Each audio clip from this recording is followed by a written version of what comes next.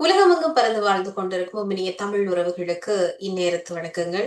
இன்று சுவாமி சங்கரானந்தா அவர்கள் நம்மோடு இணைந்திருக்கிறார். நாம் கடந்து வந்த வரலாற்று சுவடுகள் தொடர்பில் நிறைய விஷயங்களை, அதுவும் இந்த ஜூலை மாதம் அப்படின்னு சொன்னாலே மிகப்பெரிய வரலாறுகளை நாம் 83ஆம் ஆண்டு அதுக்கு முன்னதாக இருந்தே கொண்டிருக்கிறோம். அது தொடர்பில் பல விஷயங்களை கேட்டு தெரிந்து கொள்ள போகிறோம். வணக்கம். வணக்கம் அம்மா. நமசிவாய வாழ்க. குறிப்பாக உங்களுடைய முகநூல்ல உங்களுடைய நிறைய பதிவுகளை நிறைய பேர் பார்த்திருப்பார்கள். உங்களை பற்றி அறிமுகம் செய்யணும் அப்படின்ற ஒரு விஷயம் என்பது இப்போ இருக்கிற இந்த காலகட்டத்துக்கு தேவையில்லை அப்படின்னு சொல்லி நினைக்கிறேன். நேரடியாகவே கேள்விக்கு வந்து விடுகிறேன். குறிப்பாக இந்த 1983 அப்படின்னு சொன்னாலே தமிழர்களுக்கு, அதுவும் ஈழத்தமிழர்களுக்கு மிகப்பெரிய ரத்தம் தோய்ந்த நாளாகத்தான் அந்த நாள் விடிந்தது. இந்த மாதம் முழுவதுமே அப்படித்தான் சொல்லுவார்கள். ஆடி மாதம் வந்தாலே ஒரே கலக்கம் தான் அப்படின்னு சொல்லி சின்ன வயதுல இருந்தே நமது பெரியவர்கள் சொல்றத நாங்கள் கேட்டு வளர்ந்திருக்கிறோம். குறிப்பாக உண்மையாக இந்த யூலை கலவரம் அப்படின்னு சொல்லப்படுகின்ற இந்த கலவரத்துக்கு முந்தைய காலகட்டங்கள் என்ன மாதிரியான வரலாற்று பதிவுகள் எல்லாம் நடந்தது, அதை இன்றைய கால தலைமுறைக்கு நீங்கள் சுருக்கமாகவும் விளக்கமாகவும் சொல்லுங்க ஐயா. என்னன்னு சொன்னாலுமா இந்த ஜூலை மாதம் என்றது எல்லாருக்கும் கருப்பு ஜூலையாகத்தான் தெரியும். அந்த கருப்பு ஜூலையின் ஆரம்பம் காரணம் அது ஒரு இனக்கலவரமாக திட்டமிட்டு, அதாவது அன்றைய ஐக்கிய தேசிய கட்சியின் அரசாங்கம் ஜெயலலிதாவோட ஜனாதிபதியாக இருந்த, அதாவது நிறைவேற்று அதிகாரம் கொண்ட முதலாவது ஜனாதிபதியாக இருந்த ஜெயலலிதாவோட தலைமையில் இருந்த அரசாங்கம் மற்ற சிங்கள பேரினவாதிகளோடு சேர்ந்து தமிழருக்கு எதிராக திட்டமிட்டு செயற்படுத்தின வன்முறை தான் 83ஆம் ஆண்டு நடைபெற்ற கருப்பு ஜூலை என்ற இனக்கலவரம். அது நாடு முழுவதும் நடந்தது. வடக்கு கிழக்கு தமிழ் மக்களுக்கு மட்டுமில்லை, அது மலையாள தமிழரையும் அது பாதிச்சது. அது பெருசாக தெரியப்படுத்தப்படவில்லை என்று சொன்னால் அவர்கள் அதை நிறுத்த வச்சார்கள். இஸ்லாமிய மக்களுக்கு எதிராக அவர்கள் நடத்தவில்லை, ஆனால் மலையாள தமிழர்களுக்கு எதிராக வன்முறைகள், கடையெடுப்புகள் நடந்தது. ஆனால் இதுல காரணம் என்னன்னு சொன்னால், இதுல அடிப்படையான தன்மையை பார்க்க போனால், இது 83ஆம் ஆண்டு ஜூலை மாசம் என்ன நடக்குதுன்னு சொன்னால், சாவகச்சேரி தாக்குதலுக்கு பிறகு காயமடைந்திருந்தவர் விடுதலை புலிகள் என்ற ராணுவ தளபதியாக அந்த டைம்ல விடுதலை புலிகள் முதலாவது ராணுவத்தில் இருந்த சார்ல்ஸ் அண்டனி சீலன் என்ற இதயச்சந்திரன் அவர் காயமடைந்திருந்தவர். அந்த காயத்துக்கு மருத்துவம் பார்த்து கொண்டிருந்த வேளையில இவர்கள் இளைஞர் ராணுவம் முற்றுகை ஒன்று செய்தது மீசால பகுதியில. மீசால பகுதியில தகவல் ஒன்று கிடைச்சதன் அடிப்படையில அவர்கள் முற்றுகை ஒன்று செய்கிறார்கள். அந்த முற்றுகை இதுல 4 பேர் அதுல முக்கியமாக அந்த நேரத்துல விடுதலை புலிகள் அமைப்புல இருந்தாக்குறேன்னு சொன்னா ஒரு 33 பேருக்குள்ளான் இருந்திருப்பினோம். 33 பேருக்குள்ளான் இருந்திருப்பினோம். 83ஆம் ஆண்டு அந்த திருநெல்வேலி தாக்கு நடக்கைகள் 23ஆம் தேதி நடக்கைக்குள்ள இயக்கத்தில் இருந்த ஆக்கள் எண்ணிக்கை 30 என்று சொல்லி விடுதலை புலிகள் என்ற அதிகாரபூர்வமாக அறிவித்திருந்தார்கள். அப்ப அந்த 33 பேர் இருந்திருப்பினோம் நினைக்கிறேன். 32ல 33 பேர். அதுல என்ன நடக்குதுன்னு சொன்னால், இந்த தாக்குதல் அந்த முற்றுகையில விடுதலை புலிகள் முதலாவது தாக்குதல் படை சீலன், மேஜர் கணேஷ் என்று சொல்லி பேர்ந்து மூதூர்ல பிராந்திய தளபதியாக இருந்து வீரமரணம் அடைந்த கணேஷ், மற்ற தனிகேசன் கோணேஷ் என்ற அருணா, மற்றது ஆனந்த் என்ற அருள்நாதன், இவைகள் எல்லாரும் அந்த முற்றுகையெல்லாம் முடியும்.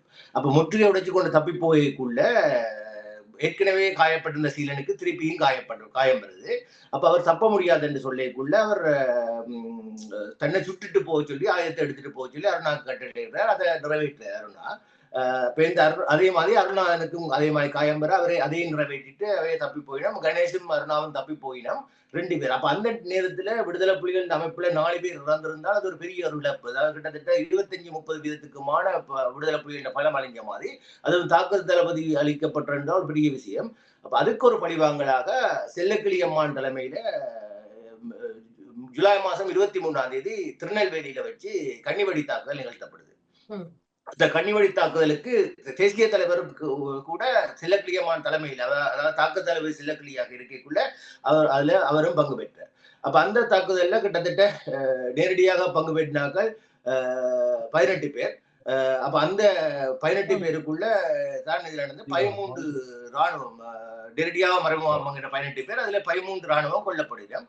அந்த கொல்லப்பட்ட உடனே தான் இந்த கலவரத்தின் இது வருது. என்னடா ராணுவம் எதிர்பார்க்கல இவ்வளவு பேர் ஒரு அந்த டைம்ல ராணுவத்துக்கு இழப்பு.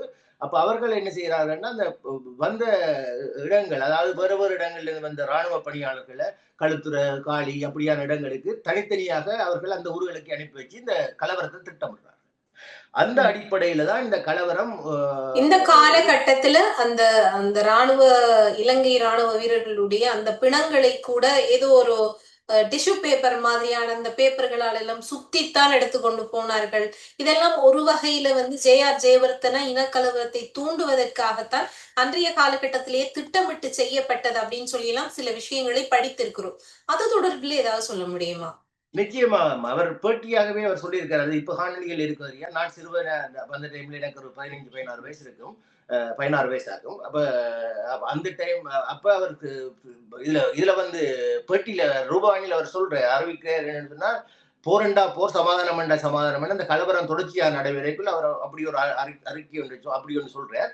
அதை விட இன்னொரு முக்கியமான செய்தி ஒன்று சொன்னவர், அது இப்ப நான் ஒரு நாள் தேடி பார்த்து நான் கண்டுபிடிக்கல இருக்கு. அவர் சொன்னவர், சிங்கள மக்கள் பெரும்பான்மையான விருப்பத்தை செய்கிறார்கள், அந்த விருப்பத்தை நான் தடுக்க மாட்டேன் சொல்லி அந்த கலவரம் தொடர்ச்சியாக போய் கொண்டிருந்தது. இந்தியாண்ட அழுத்தங்கள் எல்லாம் அதுக்கு பின் தான் வந்தது. இந்தியா நேரடியாகவே அழுத்தம் ஒரு இதெல்லாம் கொடுத்தது கலவரத்தை நிப்பாட்டுறதுக்கு. அதுக்கு பின் தான் இந்த கலவரம் நிப்பாட்டினா தொடர்ச்சியாக 23ஆம் தேதி மெதுவாக ஆரம்பிச்சது. அதை விட இந்த சிறைச்சாலை எல்லாம் படுகொலைகள் என்று பரவலாக, அதாவது ஆக்கள் கொல்லப்பட்ட விட சொத்துக்கள் சேதம், விரட்டப்பட்டு அடிக்கப்பட்டது, இதெல்லாம் பரவலாக பதிவு செய்யப்பட்ட. இப்ப திருவோணமலை நகரத்தில் எல்லாம் அதே கடற்படை அந்த டைம்ல முகாம்ல இந்த கடற்படை 2 ராணுவ முகாமும் ஒரு கடற்படை முகாமும் அந்த டைம்ல அந்த நேரத்துல திருவண்ணாமலை நகரத்தை சுற்றி இருந்த திருவண்ணாமலை நகரம் என்றது 3 மைல் சுற்றடலுக்குள்ள இருந்த பகுதி. அப்ப அந்த இதுல 2 ராணுவ முகாம்ல இந்த ராணுவ தளபதி அதை உத்தரவு கொடுக்கல ராணுவம் வெளியில போறதுக்கு. கடற்படை எல்லா கடைகள், அதாவது கடைகளை சூறையாடி, கோயில்களை எரிச்சு, தேர்களை எரிச்சு, இப்படியான ஒரு ஒரு பேரழிவை ஏற்படுத்தினது தமிழ் மக்களுக்கு. அது அதிர்ச்சியான ஒரு இதை கொடுத்தது. இதை தொடர்ந்து அதை விட இந்த தாக்குதல்ல நடந்தாக்களுக்கு அங்க கொழும்பு பகுதியில மற்ற சிங்கள இடங்கள்ல எல்லாம் இந்த வாக்காளர் பட்டியல் விவரங்கள் எடுத்துக்கொண்டு தமிழர்கிட்ட வீடு எதுன்னு சொல்லி அதை கண்டுபிடிச்சு போய் தாக்குதல் எல்லாம் நடந்திருக்குது. இப்படியான விஷயங்கள் நடந்திருக்கு. இதை விட இதான விஷயம் என்னன்னு சொன்னால், ஒரு அரசாங்கத்தின் பாதுகாப்பான இந்த சிறைச்சாலை படுகொலைகளும் அதுல இடம்பெற்று. கண்டிப்பா இந்த இடத்துல நம் சிறைச்சாலை படுகொலைகளுக்கு போறதுக்கு முன்ன, வெலிக்கடை சிறைச்சாலை படுகொலைக்கு போறதுக்கு முன்னதாக இந்த குறிப்பாக தலைநகர் கொழும்புல என்ன மாதிரியான விதமான இந்த கலவரங்கள் எல்லாம் அன்றைய காலகட்டத்திலே ஏற்படுத்தப்பட்டது? தலைநகர் கொழும்பு, திருகோணமலை, இந்த மாதிரியான கிழக்கு இலங்கை, தென்னிலங்கை பகுதிகளில் தான் சிங்களவர்கள் தமிழர்கள் ஒன்றாக வாழுகிற இடங்களாக இருந்திருக்கும். தலைநகர் கொழும்புல என்ன மாதிரியான தாக்கம் அப்படின்றது அன்றைய காலகட்டத்துல இருந்தது? அந்த அந்த நேரங்கள்ல இப்ப நான் பார்த்த செய்திகள், அறிஞ்ச விஷயங்கள், கேள்விப்பட்ட விடயங்களை பார்க்கக்குள்ள அந்த நேரங்கள்ல தமிழர் இங்க இப்பத்தி நிலவு மாதிரி சமூக வலைத்தளங்கள் அப்ப இருக்க இல்லை. அப்ப செய்திகள் பலருக்கு உடனடியாக போய் சேரல. அதாவது செய்தித்தாள்கள் மூலம் தான் அதுகள் அறியக்கூடியதாகவும், வானொலிகள் மூலம் தான் ஆக்கள் அறியக்கூடிய வருது. இதுகளை பார்க்காத ஆக்கள் பல பேர் இருப்பிடும். அப்ப அப்படியான போன தமிழாக்கள், அதாவது வழியாக போன தமிழாக்கள், வேலை நிமித்தமாக தலைநகரில் தங்கியிருந்த தமிழாக்கள் தமிழ் பொம்பளையில் அடையாளம் கண்டு அவர்கள் பொட்டு வச்சிருந்தால் தமிழர் என்று சொல்லி அடையாளம் கண்டு காரோடு எரிச்சது, இப்படியான சம்பவங்கள்லாம் இருக்கு. தொடர்ச்சியாக நடந்த சம்பவங்கள், அதாவது தமிழ் ஆக்களை முஸ்லீமா என்று பிரிச்சு, தமிழ் ஆண்களை இஸ்லாமியரா தமிழர் ஆண்டு பிரிச்சு பார்க்கறதுக்கு நிர்வாணப்படுத்தி பார்த்தது எல்லாம் இருக்குது. ஏன்னு சொன்னால் அதுல வேறுபாடு இருக்கக்கூடிய சுண்ணத்தன்னு சொல்லி அவர்கள் என்றபடியால் அதுல செய்திருக்கு. அப்படி எல்லாம் நடந்திருக்கு. அதுக்கு பிறகு படுகொலை செய்யப்பட்டிருக்கணும். அந்த டைம்ல அடையாள அட்டை இப்ப என்ன பிரச்சனை, அடையாள அட்டை பாக்குறதுக்கு அந்த நேரங்கள் அடையாள அட்டை கொண்டு தெரிகிற வழக்கம் இல்லை, கட்டாயம் இருக்கையில். அப்ப அதனுடையத்தான் இப்படியான சம்பவங்கள் நடந்தது. பல படுகொலைகள் என்றால் இப்ப இந்த தகவல்களை செய்து சேகரிக்க முடியாது. ஆனா சன்சோனி கமிஷன் இந்த இது சம்பந்தமாக ஆய்வு செய்து வெளியிட்ட அறிக்கையில தமிழர் மீதான படுகொலைகள் அரசு படைகளால செய்தது இல்லாம அரசின் படைகள் கண் பார்வையில நடந்தது. அவையில் அதுல ஈடுபடையில அவையில் ஆமதிச்ச மாதிரி போட்டிருக்கிற முடியும். நான் உண்மையாக செய்ததுல பின்புலத்துல அரசியல்வாதிகளும், குறிப்பாக இப்ப இருக்கிற அனுர அரசாங்கத்தின் ஜேவிபி கட்சியாக்களும் அதுல சம்பந்தப்பட்டதாக கூறித்தான் பேருந்து ஜே.ஆர். ஜெயவர்தனா ஜேவிபிய தடை செய்யறாரு. அதாவது தாங்கள் தப்புறக்காண்டி இதையும் செய்யல. ஆனா எல்லாரும் தான் சேர்ந்து செய்தது. அவர்கள் தங்கள் ஜேவிபி அமைப்பை அந்த இதுல அதுல 2வது தடவையாக ஜேவிபி அமைப்பு தடை செய்யப்படுது. ஏன்னு சொன்னால் இந்த 78ஆம் ஆண்டு 77ஆம் ஆண்டு 78ஆம் ஆண்டு ஜனாதிபதி தேர்தல் நடந்தது. 77ஆம் ஆண்டு ஐக்கிய தேசிய கட்சி அதிகாரம் பெறுது. அதை ஜனாதிபதி நிறைவேற்று அதிகாரம் கொண்ட ஜனாதிபதிக்கான தேர்தல் நடைபெறுது. அப்ப ரோகண விஜயவீராகவும் போட்டியிடுறார். அப்ப தடை செய்யப்பட இல்லை, தடை நீக்கப்பட்டிருந்தது ஸ்ரீமான காலத்தில் இருந்த பிறகு. ஸ்ரீமா பண்டார் நாயக்காவுக்கு குடியுரிமை பறிக்கப்பட்டபடியா கொப்பே கடுவா போட்டி போடுறார், ஹெக்டர் ஹோப்பே கடுவா. இரண்டா அவருக்கு ஐக்கிய தேசிய கட்சி ஒரு தேச விரோதம் என்று சொல்லி அதை ஏதோ செய்து அதுக்கு அவர் குடியுரிமை இருக்கையில் அவ போட்டியிட இல்லாது பேருந்து அது வழக்கு நடந்து அவ வந்துட்டு அவ குடியுரிமை கொடுக்கப்பட்டது. அப்ப அதால அவ ஜேவிபி இருந்தது. ஆனால் திருப்பி இந்த பிரச்சனைக்கு 83ஆம் ஆண்டு கலவரத்தை தொடர்ந்து ஜேவிபியை ஐக்கிய தேசிய கட்சி தடை செய்து அந்த குற்றங்களை ஜேவிபியில மட்டும்தான் போட்டது. ஆனா ஜேவிபியில மட்டுமில்லை, இது தமிழிடங்கள் சொன்னா இப்ப கலவரங்களாக வீடுகள் கடையில் இருக்காட்டி மாணிப்பாய் பக்கம் எல்லாம் நின்றாக்களை சுட்டது, பஸ்ல உணவங்களை இறக்கி ஆமி சுட்டது, கடையரிச்சது, இதெல்லாம் சம்பவங்கள் நாடு முழுவதும், இலங்கை முழுவதும் தமிழர்கிட்ட எல்லா இடத்துலயும் வடக்கு கிழக்கு மட்டுமில்லை, தமிழர்கிட்ட தாயக பிரதேசங்கள் மட்டுமில்லாம கொழும்பு உட்பட நடந்தது. இதுல இப்ப பல பேர் இனச்சுத்திகரிப்பு என்று சொல்ற ஆட்கள் 2 கப்பல்ல இந்த சம்பவத்தை காரணம் காட்டி தமிழர்களை கொழும்புல இருந்து சிங்கள அரசாங்கம் வெளியேற்றினது. சிங்கள பௌத்த வீரவாத அரசாங்கம் தமிழர்களை வெளியேற்றுது. அதாவது அவர்கள் இப்ப முஸ்லீம் மக்களை வெளியேற்ற நாங்கள் விடுதலை புலிகள் வெளியேற்றினோம்னா இனச்சுத்திகரிப்பு என்று சொல்ற அதே மாதிரி தான் இதையும் பார்க்கணும். ஏன்னா அப்படித்தான் வெளியேற்ற கப்பல்ல ஏற்றி கிழக்கு மாநிலத்துக்கு வர்ற கப்பல் திருவோணமலை துறைமுகத்துக்கு வந்தது. மட்டக்கிழப்பும் திருவோணமலையாக்கணும் அந்த கப்பல்ல வந்தது. மட்டக்கிழப்புக்கு பாதுகாப்பா பஸ் அனுப்பி வச்சதாக்கணும். யாழ்ப்பாணத்துக்கு காங்கேசந்துரைக்கு ஒரு கப்பல் போனது. காரணம் என்னன்னு சொன்னால் இந்த கலவரத்திலிருந்து சிங்கள மக்களுக்கு இருந்து தமிழ் மக்களை பாதுகாக்கிறதுக்கு கண்டுடைப்புல அவை அனுப்பப்பட்டவை. குறுகிய காலம் தான். இப்ப அப்படித்தான் இந்த இப்ப இனச்சுத்திகரிப்பு பல பேர் கதைக்கு பேசுறார்கள். இதுவும் ஒரு இனச்சுத்திகரிப்பு. இது என்னன்னு சொன்னால் ஒரு பாதுகாப்பு, ஒரு நிலைமையை கட்டுப்படுத்த முடியாம ஆயுதப்படைகள் பலம் இல்லாம இருந்தால் அந்த பாதுகாப்பு கொடுக்க முடியாம தான் அனுப்பினதுன்னு தான் பார்க்கணும். அதே மாதிரி தான் இந்த விடுதலை புலிகள் முஸ்லீம் அனுப்பி பார்க்கணும் முடிய இதை மட்டும் இனச்சுத்திகரிப்புன்னு சொல்றது இப்ப சரியான தவறு. என்ற அரசாங்கம் 83ஆம் ஆண்டு மட்டும் செய்யலையம்மா. என்னன்னு சொன்னா 1977ஆம் ஆண்டு நடந்த கலவரத்திலையும் லங்காராணி கப்பல்ல தமிழ் மக்களை ஏற்றி அனுப்பினது அரசாங்கம். அப்ப ஏன்னு சொன்னால் பேருந்தும் இப்ப 2004ஆம் ஆண்டோ 2006ஆம் ஆண்டு அதுலயும் கொழும்புல இருந்து தமிழாக்கள் வெளியேறணும் என்று சொல்லி அதுல பேருந்து பவுனியால போனாக்களை கொண்டு வந்து அவர்கள் வாதாடி சுமந்திரன் சொல்ற தான் வாதாடி வந்து மாதிரி அப்படியும் செய்தது. அப்ப இப்ப என்ன சொல்றேன்னு சொன்னால் இப்ப பொதுவாக ஒரு சூழ்நிலை சாதகம் இல்லாம இருந்தா அந்த மக்களை அனுப்பி பாதுகாக்க வேண்டியது பொறுப்புன்றதுல அந்த பொறுப்பை செய்ததுதான் இது. அதே பார்வையெல்லாம் பார்க்கணும். நான் அப்படி பாக்குறேன். இல்லைங்கடா பல பேர் டக்குன்னு எடுத்த உடனே இனச்சுத்திகரிப்பு அனுப்பிட்டோம் என்றால் அப்படின்னு சொன்னால், அதாவது இலங்கை அரசாங்கம் மக்களுடைய பாதுகாப்புன்ற பேர்ல லங்காராணி கப்பல்ல இருந்து ஒவ்வொரு கப்பலாக காலத்துக்கு காலம் கலவரம் நடக்கிற நேரத்துலதான், அதாவது மக்கள் இறந்ததுக்கு பிறகுதான் மக்களை கிழக்குக்கும் வடக்குக்கும் அனுப்பியது. ஆனால் ஒரு கலவரம் நடக்க போகிறது என்பதை முன்கூட்டியே உளவு தகவல் மூலமாக தெரிந்து கொண்டு அந்த மக்கள் ஒரு இழப்பும் ஒரு இறப்பு நடந்துவிடக் கூடாது என்பதற்காக அந்த மக்கள் அனுப்பப்பட்டார்கள். இப்படி நாங்கள் எடுத்துக்கொள்ளலாம் இஸ்லாமிய மக்கள். அப்படித்தான் அதைத்தான் அப்படித்தான் எடுக்கிறோம். அதாவது இழப்பு நடக்கக்கூடாது என்று அது உளவு தகவல்களையோ அதுலயோ மக்கள் சினம் கொண்டு எழுந்தால் அதை நிப்பாட்ட இயலாது. அப்ப அதால அவர்கள் பாதுகாப்பு கருதி அனுப்பப்பட்டார்கள் என்றுதான் நாங்கள் எடுத்துக்கொள்வோம். ஆனால் இலங்கை அரசாங்கத்தை விடுதலை புலிகள் காலத்துல முஸ்லிம் மக்கள் அனுப்பப்படையில எந்த முஸ்லிம் மக்களுக்கும் உயிர் சேதம் ஒன்று நடக்கல. ஆனால் தமிழ் மக்கள் அனுப்பப்படுறதுக்கு போது நீங்க சொன்ன மாதிரி எல்லா உயிர் சேதங்கள் உடைமை சேதங்கள் எரிச்சல் எல்லாம் நடந்தது. மற்றது என்னன்னு சொன்னால் இத அந்த காலத்துல சொல்லப்பட்டது. அந்த காலத்துல ஸ்ரீமத்தி ஒன்று சொல்லி இருந்தவர் அவங்க ஸ்ரீமத்தி பிரேமாசா வேற தலைமையில தான் அந்த அவர்கள் குண்டர் படை என்ன சொல்றாரு, அவர்கள் ஆதரவாளர் குண்டர்கள் அப்படின்னு வச்சிருப்பீங்க அரசியல்வாதி. அப்ப அவங்களோட ஆக்கெல்லாம் இந்த கொழும்புல எல்லாம் ஸ்ரீமத்தி தான் இப்ப பாதாள குழு அரசியல்வாதிகளுக்கு கீழே இயங்கினவே. அந்த காலத்துல பாதுகாப்பா இருந்த அமைச்சராக இருந்தவர் லலிதா துலத் முதலி. அப்ப அவர்கள் ஒருத்தருமே அதாவது தமிழர்கள் என்றதை அவர்கள் இப்படி உணரையில இப்படி ஒரு போராட்டமாக மாறும் என்றால் காலங்காலமாக 30 வருஷமாக அவர்கள் அகிம்சை போராட்டத்தை தான் பார்த்தது.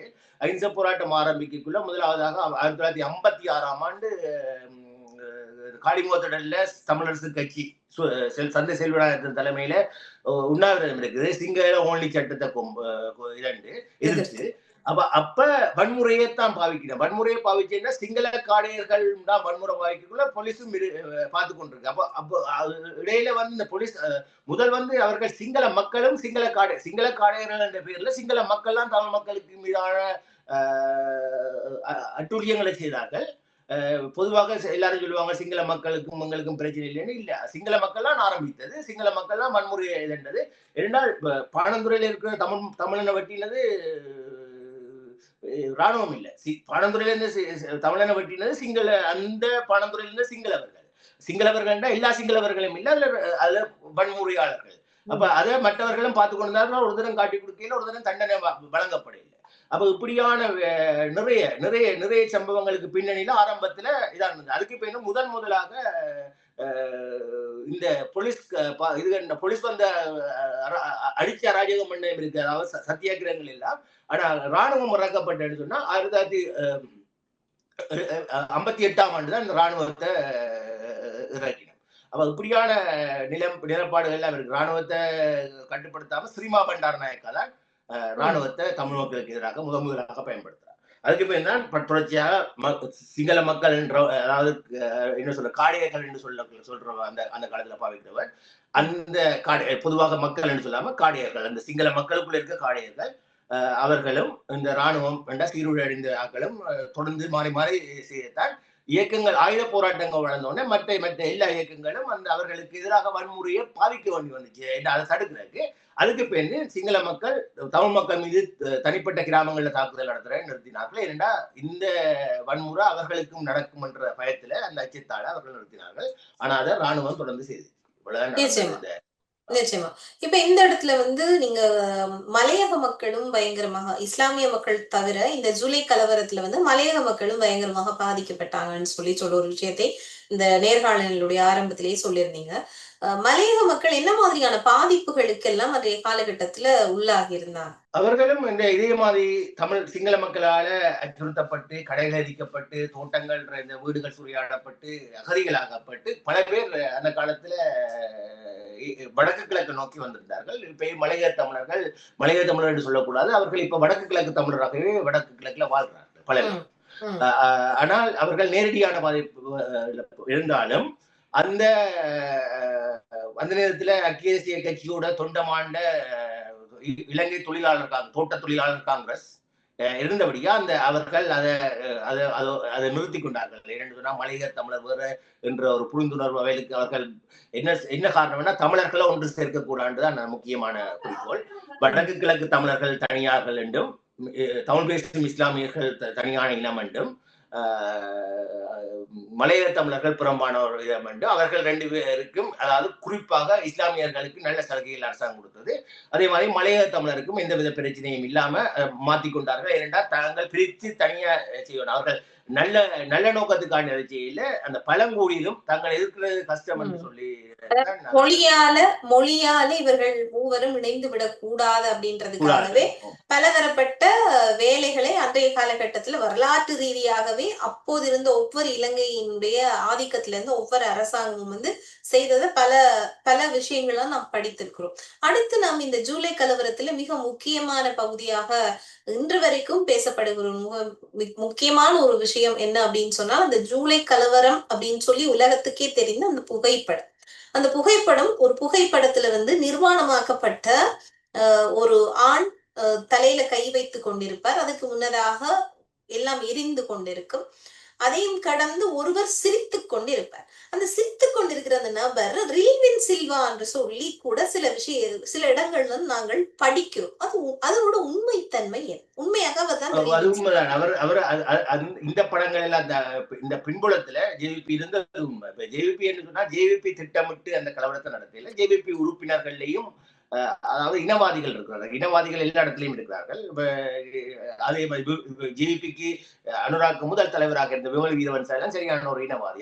அப்ப இனவாதிகள் என்று சொன்னால் இப்ப ஒரு அடிப்படையான ஒரு விஷயம் ஒன்று இருக்கு. இப்ப வடக்கு கிழக்குன்றது காலங்காலமாக எல்லாருக்கும் தெரியும். இலங்கை என்ற வரைபடத்துல காலங்காலமாக தமிழ் மக்கள் வாழ்ற பிரதேசம் என்று அடையாளப்படுத்தப்பட்ட பிரதேசம். அது சிங்கள மக்களுக்கும் அது தெரியும், சிங்கள அரசாங்கத்துக்கு தெரியும், சாதாரண மக்களுக்கு தெரியுமோ தெரியாது, ஆனா சிங்கள அரசாங்கங்களுக்கு தெரியும். ஏனென்றால் 50ஆம் ஆண்டு காலப்பகுதியில இப்ப திருவோணமலை மாவட்டத்தில எல்லாம் இன்றைக்கு கிட்டத்தட்ட அரவாசி இடத்துக்கிட்ட சிங்களாக்கள் வந்திருந்தாலும், அதாவது சிங்களம் இஸ்லாமியர் தமிழர் என்று சொல்லி மூவின மக்களும் அந்த கிட்டத்தட்ட 33 அந்த அந்த பெர்சன்டேஜ்ல வர்ற ஈக்குவலா வந்திருக்கலாம். அதுல சில வேளை முஸ்லீம் இஸ்லாமியர் கொஞ்சம் கூட இருக்கலாம்னு நினைக்கிறேன். அப்படி நிலைமையில அந்த காலத்துல சிங்கள பள்ளிக்கூடங்களே இருக்கு இல்ல. அப்ப சிங்கள பள்ளிக்கூடங்கள் இருக்கையில பௌத்த கோயில் விகாரைகள் பெருசா இருக்கையில அங்க இங்க ஒன்று ரெண்டு இருந்தது. வெல்கம் விகாரை என்றது தமிழர்கள் தமிழ் பௌத்தத்தால வந்த விகாரைகள் இருந்தது. மற்றும்படி பெருசாக அது வந்து கவனிப்பாரற்று ஒரு விகாரையா இருந்தவரையா அதுல பிக்குகள் அப்படி என்று சிங்கள மொழியோ அது ஒன்றும் இருக்கையில்லை. அப்ப இப்படியான விஷயங்களை அவர்கள் திட்டமிட்டு பூத்தினார்கள், திட்டமிட்டு செய்தார்கள். இலங்கை நாடு உண்மையாக அமைதியாக இருக்கணும்னா இந்த அரசியல்வாதிகள் என்ன செய்யணும்னா அதை வடக்கு கிழக்கு அப்படியே விட்டுருக்கலாம். அவர்கள் அப்படி ஒண்ணு செய்யாமல் இப்ப இன்று வரைக்கும் இப்ப உதாரணமாக நான் வாழ்ற கனடா நாட்டுல கியூபேக் என்ற நாடு இருக்குது, மாகாணங்கள் இருக்கு, இங்க ப்ரொவின்ஸ் சொல்றது. அப்போ இந்த கூடுதலான ஆங்கிலம் பேசுற ப்ரொவின்ஸ் தான் இருக்குது. அங்க ஒரே ஒரு ப்ரொவின்ஸ் பிரெஞ்சு பேசுற ப்ரொவின்ஸ். ஆனா எல்லா இடத்துலயும் பிரெஞ்சு வந்து ஆட்சி மொழியா இருக்குது. அதை விரும்பினால் ஆட்சி மொழியே பயன்படுத்தலாம். அப்ப இந்த கியூபேக்ல பிரெஞ்சு தான் முதல் மொழியா இருக்குது. ஆங்கிலம் ஆட்சி மொழி, ரெண்டு ஆட்சி மொழியா இருந்தாலும் முதல் மொழியா. அப்ப இப்படியான விஷயத்தை என்ன செய்வது கவர்மெண்டா, இவர்கள் சிங்கள 9 மாகாணம் இருந்தது. அந்த 9 மாகாணத்துல 7 மாகாணம் சிங்கள மாகாணம், 2 மாகாணம் தமிழ் மாகாணம் என்றா சிங்களம் தமிழையும் எல்லா மாநிலத்திலையும் பயன்படுத்திக்கலாம். அதாவது விருப்பமானவர்கள் இப்ப அது வந்து உபயோகமா இருக்கு. மலையக தமிழருக்கு மலையக தமிழர்கள் என்னன்னு சொன்னா அவர்கள் ஒரு இன்னும் வரைக்கும் அவர்கள் ஒரு பெரிய இலக்கு இல்லாம இருந்தார்கள். இப்பதான் அவர்கள் வளர்ச்சி அடைந்து வராங்க. ஏன்னா அவர்கள் தான் இலங்கையின் பொருளாதாரத்துக்கு ஒரு முதுகெலும்பா இருக்கு பொதுவாக. அப்ப அவர்களை அரசாங்கம் சரியாக இதென்றுக்கணும். மற்றது நீங்கள் அப்போது சொன்ன மாதிரி அந்த மலையக தமிழரும் இஸ்லாமிய தமிழர்களும் சேர்ந்துதான் அந்த தமிழரசு கட்சி என்று தமிழரசு கட்சியும் இலங்கை தமிழ் காங்கிரசும் தோட்ட தொழிலாளர் காங்கிரஸும் சேர்ந்துதான் தமிழர் விடுதலை கூட்டணி அமைச்சது. அப்ப இஸ்லாமிய மக்களுக்கு ஒரு கட்சி இருக்கு இல்ல. உதாரணமா அந்த இஸ்லாமிய கட்சியை தொடங்கின அஸ்ரப் வந்து பெரிய அஸ்ரப் வந்து தமிழரசு கட்சியில இருந்தவர். அவரே சொல்லியிருக்க ஒரு டைம்ல அண்ணா அமீர் தமிழத்தை கைவிட்டாலும் தான் கைவிட மாட்டேன் என்ற கூட கைத்திருக்கிறார். அப்ப என்ன விளைஞ்சுன்னா தமிழ் ஈழம்ன்றது வேணுமா வேணாமான்ற விட்டு தமிழர்களுக்கான உரிமை வேணும். அது இன்று வரைக்கும் அது ஒரு தொங்கு நிலையிலான் இருக்கு. அதை கொடுக்கறதுக்கு யாரும் தயாராக இல்லை. இது வந்து அடிப்படையான உரிமை. அடிப்படையான உரிமை என்னன்னா பேச்சு சுதந்திரம் இல்லை, எழுத்து சுதந்திரம் இல்ல, கருத்து சுதந்திரம் இல்ல. தமிழர்கள் என்றா இரண்டாம் தர பிரஜமாதி. இப்ப தமிழர்கள் என்றா ஒரு பிக்கு போய் யாழ்ப்பாணத்துல போய் ஒரு தமிழனை பிடிச்சி வெளியில போய் அடிச்சாலும் அது சட்டப்படி கேட்கறது கூட அங்க சட்டத்துல இடம் இல்லை, சட்டத்துல இடம் இல்லை, எழுதப்படாத இடம் இல்லை. ஆனா இலங்கை என்பது ஜனநாயக நாடு என்ற எழுத்துல இருக்கக்கூடிய உண்மையாக பார்த்தால் அப்படி இல்லை. இதான் இந்த பிரச்சனை. இந்த அடிப்படை பிரச்சனையை தீர்க்காம எங்களுக்கு தமிழர்களுக்கான தீர்வை சிங்கள அரசாங்கம் தருமெண்டா கடைசி மட்டும் தராது. ஆனா இதை பேச வேண்டிய எங்கட பாராளுமன்ற உறுப்பினர்களும் இதை உண்மையே பேசல இல்லை. உதாரணமாக சுமந்திரன் ஐயா இருக்கிற, நான் தனிப்பட்ட தாக்குதல் இல்லை, பொதுவாக சொல்றேன், விடுதலை புலிகள் இஸ்லாமியர் அனுப்பினது இனச்சுத்திகரிப்பு என்று பதிவு செய்த சுமந்திரன் ஐயா இலங்கை அரசாங்கம் தமிழ் மீது தொடர்ச்சியா நடத்தினது இனச்சுத்திகரிப்பு என்று ஒரு நாளும் சொன்னதும் இல்லை. அதே மாதிரி கப்பல்ல அனுப்பினது இனச்சுத்திகரிப்புன்னு சொல்லிட்டு அவர் வரலாறு தெரியாதுன்னு சொல்ல இல்லாது. அவர் என்ன விட 3 வயசு 4 வயசு மூத்தவர். அப்ப அவர் சட்டம் படிச்சிருந்தாலும் போராட்டத்தில் ஆர்வம் இல்லாட்டியும் ஒரு தமிழராக அல்லது ஒரு வக்கீலாக அவர்களோட மனித நேயத்தை பார்க்கிற ஆளாக இதை வெற்றியெல்லாம் வழங்கியிருப்பார். அப்ப என்ன நடக்குதுன்னு சொன்னால் உண்மையில நாங்கள் புதைக்கிறோம். அரசாங்கம் அப்படி செய்தது அப்படி செய்தது என்ற எல்லாத்தையும் புதைச்சு போட்டு நாங்கள் இலங்கை என்பது ஒரு நாடு, இலங்கை என்றது ஒரு இன மக்கள், அப்படி இல்லை. அது அந்த ஃபீலிங் வந்து அந்த உணர்வு தண்டபாடில் வரணும். நான் சிறு வயதாக இருந்த போது, இப்ப இது ஒரு சொந்த ஒரு அனுபவம். அதாவது திருவோணமலையில நான் சிறு வயதாக இருந்த போது 2 பள்ளிக்கூடம், நான் படிக்கிற காலத்துல 2 பள்ளிக்கூடம் வந்துட்டு, சிங்கள மகாவித்தியாலயம், திச வித்தியாலயம். ஒன்று நேவிக்குள்ள இருந்தது, மற்றது அதுக்கு கிட்டவா தான் இருந்தது. அப்ப அந்த இடத்துல இருந்து வர்றவர்கள் குறைஞ்ச சிங்களவர்கள், ஒரு குறுகிய சிங்களவர்கள். மொத்தமா பார்த்தா அந்த ஒரு மைதானம், முத்தவெளி மைதானம் என்ற ஒரு ஸ்போர்ட்ஸ் மீட், இது வேற ஒன்றும் இல்லை. ஒரு முத்தவெளி மைதானம் நிரம்பி தமிழாக்கள் ஒரு 80% தமிழாக்களும் ஒரு 5-10% சிங்களாக்கள் தான் இருப்பாங்க. ஆனால் அவர்கள் ஓடினால் தமிழாக்கள் ஓடி அவர்களை வேணா கைதட்டக்கூடாதுன்னு சொல்லி நிப்பாட்டுறதுக்கு போலீஸ் வந்து பக்கத்துல நிற்க அவர்கள் அட்டகாசம் பண்ணுவார்கள். அப்ப இப்படியான ஒரு வேதனையான நிலைமை. அதாவது எந்த நாட்டிலையும் அப்படி இல்லை. இப்ப இன்றைக்கு ஆனா இலங்கையில இருக்குது. இதை வந்து இது எல்லாருக்கும் தெரியும். இது வந்து புதுசான இது இல்லை. ஆனா இதை பாராளுமன்ற உறுப்பினராக போறாங்க பேசுறே இல்லை. இப்படியான அடக்குமுறை இருக்குது, நீங்கள் இப்படி செய்றீங்கள், உலகத்துக்கு பதிவு செய்கிறீங்க. அவர்கள் நாங்கள் ஒரு நாடு பிரச்சனை இல்லை, எங்களுக்கு தீர்வு வந்துட்டு சொல்லி போட்டு போறோம் இல்லையா? அப்படியான ஆட்கள் பாராளுமன்றத்துக்கு போகக்கூடாது. என்ன சொன்னா அவர்களுக்கு அச்சம் இருக்குது, பயம் இருக்குது. அப்ப அதாவது நீங்கள் பாராளுமன்றத்துக்கு போகக்கூடாது. பாராளுமன்றத்துக்கு போய் கலைக்கக்கூடியவனையும் அனுப்பா விட்டு போட்டு போய் பாராளுமன்றத்துல நம்பர் ஆஃப் எண்ணிக்கையை வச்சுக்கொண்டு தங்களுக்கு சம்பளம், பென்ஷன் இதுகளை பார்த்து கொண்டு பாடுறாக்களா தான் பெரும்பான்மையான தமிழ் தலைவர்கள் இருக்காங்க. இது ஒரு தேக்கமான நிலைமையா இருக்கு, கவலையான விஷயமா இருக்கு.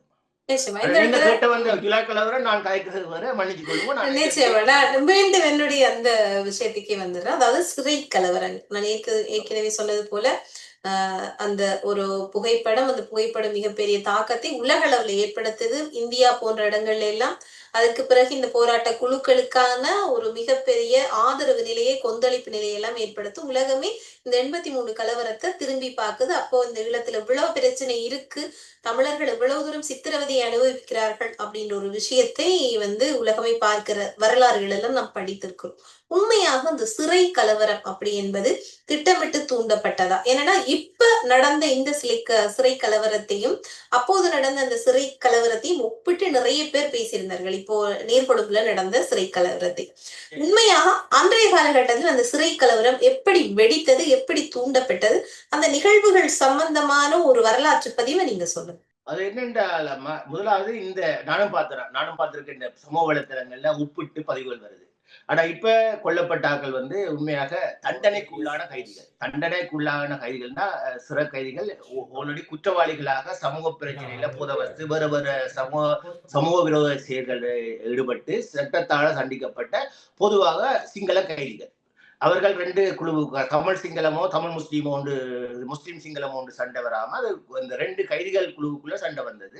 அதுல சில பேர்ல தமிழ் ஆட்களும் இருந்திருக்கலாம், முஸ்லீம் ஆட்களும் இருந்திருக்கலாம், 2 பேர். ஆனா அது வந்து தமிழ் இன வேறுபாடு நடக்கல. அடுத்தது 2வது இந்த கலவரத்தை அதை ஒப்பிடக்கூடாது. இந்த கலவரத்தை தடுக்க போன இலங்கை சிறைச்சாலை அதிகாரிகளும் அதுல இறந்திருக்கார்கள். அந்த கலவரத்தை சிறைச்சாலை அதிகாரிகள் தடுக்கவே இல்லை. மற்றது இந்த கலவரத்துல துப்பாக்கிகள் பயன்படுத்தப்பட்டிருக்கு, அதுவும் திருடப்பட்டு உடைக்கப்பட்டு எடுக்கப்பட்டு பயன்படுத்தப்பட்டிருக்கு. அந்த கலவரத்துல பொல்லுகள், தடிகள், கம்பிகள் தான் ஆயுதங்களாக இருந்தது. அப்ப அந்த கலவரத்துல நான் அறிய குட்டிமணி, ஜெகன், தங்கத்துறை இதை தவிர மெட்டாக்கள் ஒருத்தருக்கும் தீர்ப்பு வழங்கப்பட இல்லை. கைது செய்யப்பட்டவர்கள் என்னன்னு சொன்னா பிடிஏ என்ற பயங்கரவாத தடுப்பு சட்டத்தின் கீழே கைது செய்யப்பட்ட அரசியல் கைதிகள். சில பேருக்கு வழக்கே நடக்கையில ஒரு சந்தேகத்தின் பேர்ல கைது செய்யப்பட்டு அவர்கள் சிறைச்சாலையில் அடைக்கப்பட்டார்கள். தண்டனை வழங்கப்பட்டு அடைக்கப்பட்டார்கள் என்ற நான் அறிய, எனக்கு வேற யாரும் இருந்திருக்கலாம். ஆனா அந்த சம்பவம் வந்து இந்த கலவரத்தின் தொடர்ச்சியாக சிறைச்சாலை அதிகாரிகளால் திட்டமிடப்பட்டு அங்கே இருந்த கொடூரமான கைதிகளுக்கு அந்த அவர்கள் வளாகங்கள் திறக்கப்பட்டு தமிழ் கைதிகள் இருந்த வளாகங்களுக்குரிய திறப்புகள் கொடுக்கப்பட்டு அது நடந்திருக்குது. அப்ப நடந்து கொண்டு அந்த இது வந்து ஒரு நாள்ல நடக்கல. முதலாவது 25ஆம் தேதி ஒரு இதுல 35 பேர் மீதான தாக்குதல். அதுல குறிப்பாக குட்டிமணி, தங்கத்துறை, ஜெகன். இதுல குட்டிமணி வந்து என்னன்னா 81ஆம் ஆண்டு நீர்வேலி வங்கி கொள்ளையோட தொடர்புடைய என்று சொல்லி அவர் குட்டிமணியின், தங்கத்துறையும், ஜெகனும் கைது செய்யப்படினோம். அவர் நீதிமன்றத்துல போயிருக்கீங்களா, அவருக்கு மரண தண்டனை வழங்கப்படுது. அப்ப மரண தண்டனை வழங்கிக்குள்ள குட்டிமணி சொல்றாரு என்னன்னு சொன்னா, ஒரு ஈழத்தமிழனை கொடுக்கணும், அப்ப ஈழத்தமிழன் நான் தமிழத்தை பார்க்கணும்னு சொல்றேன். அப்ப அந்த கண்ணை தோண்டி புத்த சிலையில போட்டதாக எல்லாம் எழுதப்பட்டிருக்கு. இப்ப உண்மையாக நடந்த சம்பவம் தான். ஆனா அதுல மிகப்படுத்தப்பட்டு எழுதப்பட்டதா எழுதிருக்கா. ஆனா இவ்வளவு நடந்ததுக்கும் ஒரு விசாரணையும் நடைபெறவில்லை. இது தமிழ் மக்களுக்கு எதிராக, அதாவது தமிழ் மக்கள் இது ரெக்கார்டட் எவிடன்ஸ் ஒரு கைதி என்று சொல்ற சாதாரண நடக்கிற சூழ்நிலையில நடந்த இது இல்லை, கலவரம் இல்லை. இது சிறைச்சாலைக்குள்ள இவ்வளவு பேர் தான் சிறைச்சாலை தான். அதை நீங்கள் யார் கொண்டிருப்பார்கள், யாரை குற்றவாளியாக்கலாம்னு பிடிக்கலாம். இப்ப 13 பேரை இந்த நீர்கொழும்பு சம்பவத்துக்கு 13 பேரை குற்றவாளியாக அடையாளம் கண்டு இதன்றிருக்கலாம். ஆனா அந்த சம்பவத்துக்கு அவர்கள் செய்யல. ஏனென்றால் கொல்லப்பட்டது தமிழர். அப்ப தமிழர் அண்டைக்குள்ள அவர்கள் பெரிதான ஒரு சட்டமா தான் இலங்கையை எதிர்பார்க்கிறது. அது துப்பாக்கியமான நிலைமை. அந்த துப்பாக்கியத்தை உணராம இலங்கையில இருக்கிறவர்களும் சரி, இலங்கையில இருக்க தமிழ் அரசியல்வாதிகளும் சரி, நாங்கள் எல்லாம் இலங்கையர்கள் என்று சொல்றது அது ஒரு கண்டுடைப்பான ஒரு மாயான இது. என்னன்னு சொன்னா, நாங்கள் எங்களை தாண்டி போயிடுவோம். ஆனா உண்மை யதார்த்தம் இல்லை. எங்கட வருங்கால சந்ததிக்கு நாங்க புலியான விஷயத்தை விடுறோம். அப்ப நாங்க என்ன செய்யணும்னா, இலங்கையில எப்படி நடக்கிறத துணிஞ்சி சொல்லணும்.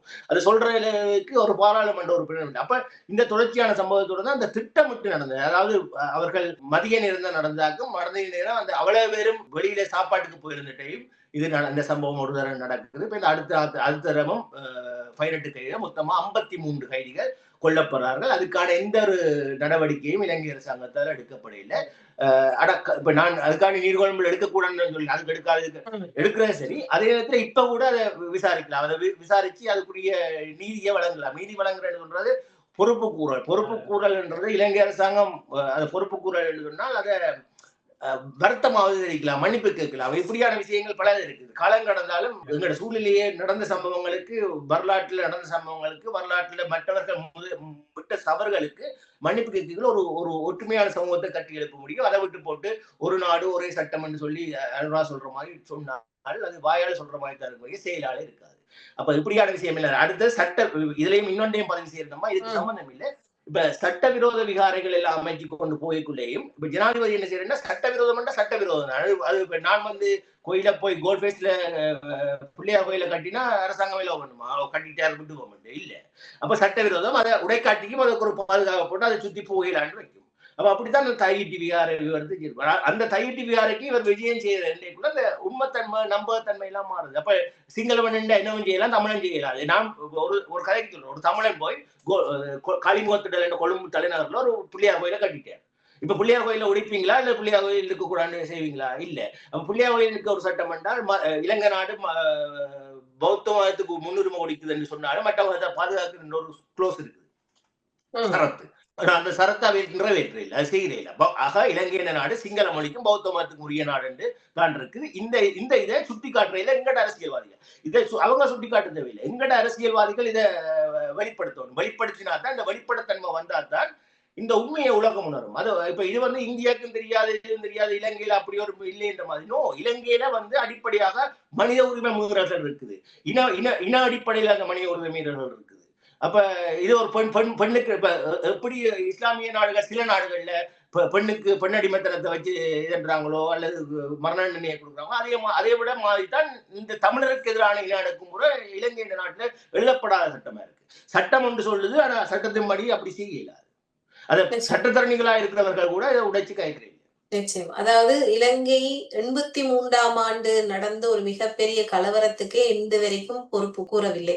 ஆனால் 2009 நடந்த ஒரு விஷயத்துக்காக இன்று வரைக்கும் நீதி கேட்டு போராடி கொண்டிருக்கிறவர்கள் போராடி கொண்டேதான் இருக்கிறார்கள். கிட்டத்தட்ட இத்தனை வருடங்களாகவே எனும் தமிழர்களுக்கான எந்த விதமான ஒரு நீதியின் கதவுகளும் திறக்கப்படாத ஒரு சூழ்நிலையில இன்றும் நாம் ஏதோ ஒரு வகையில் சேர்ந்து வாழலாம் அப்படின்னு சொல்லி வட்டுக்கோட்டை தீர்மானத்தை எல்லாம் கூட நினைவில் வைத்துக் கொள்ளாமல் அங்கு இருக்கிறவர்கள் நகர்ந்து ஓடிக்கொண்டிருக்கிற ஒரு சூழ்நிலையத்தான் நாம் இப்போது பார்த்து கொண்டிருக்கிறோம். என்னன்னு சொன்னாலம்மா நீங்க சொல்றது ஒற்றையாட்சி கீழே வருவோம் என்ற நிலைப்பாட்டுல எங்களோட தமிழ் அரசியல்வாதிகள் போயிருக்கிறாங்க. ஒற்றையாட்சிக்கு வர்றது மட்டும் இல்லை. இங்க நீதி இப்ப இவர்கள் சொல்றாங்க இன அழிப்பு 2009 இன அழிப்பு என்ற 2009 இலங்கை அரசாங்கம் என்ன செய்யுதுன்னா விடுதலை புலிகளுக்கு எதிராக தாங்கள் செய்த தாக்குதல்களாகவும் அது. ஆனா விடுதலை புலிகளை குறிவச்சு செய்யல. விடுதலை புலிகள் என்ற பேர்ல தமிழ் மக்கள் அழிச்சுதான் அந்த தாக்குதல் என்ற முக்கியமானது. அது உச்சக்கட்டம்.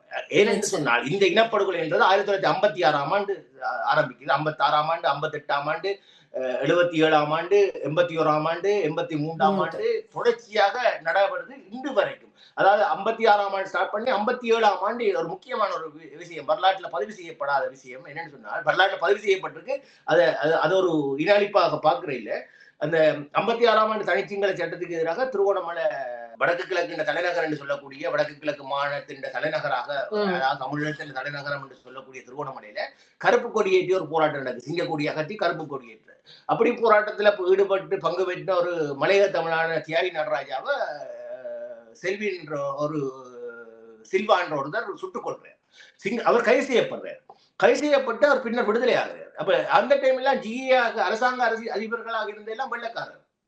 அரசாங்க அதிபராக இருந்து திருவண்ணாமலை ஆளுநர் மாதிரி கவர்னர் மாதிரி அப்ப அரசாங்க அதிபர்கள் அப்ப ஆனால் அவர்களுக்கு கூட அந்த அதிகாரம் இல்லாம அவர்கள் கூட எத்தனையோ முயற்சித்தும் செய்ய முடியாம அவர்கள் விடுதலை ஆகிறார்கள். அப்ப அந்த கொலையை செய்த அடையாளத்தோட பிடிபட்டவரே விடுதலை ஆகிறார். அந்த அதாவது சுட்ட தோக்கு இருக்கு, தோட்டா இருக்குது, இவரால் செய்த இருக்குது. ஆனா அவருக்கு தண்டனை வழங்கப்படல. இப்படியான ஒரு பாரபட்சமான நிலப்பாட்டு தான் இலங்கை அரசாங்கம் தொடர்ச்சியா வந்தது. இப்ப விடுதலை புலிகள் அழிச்சிட்டோம், விடுதலை புலிகள் பயங்கரவாத அமைப்புன்னு சொல்றதே ஒரு புலியான விஷயம். ஏன்னா விடுதலை புலிகள் தோட்டம் இப்ப நீங்களே பாருங்க, விடுதலை புலிகள் என்ற தலைவர் பிறந்தது 1954 நவம்பர் மாசம் 26 ஆனா இந்த பிறந்து 2 வயசா இருக்கைக்குள்ள 56 இந்த சிங்கள ஒளி சட்டம் இடத்தை பிரிக்கிறதுக்கு அந்த சட்டம் வருது.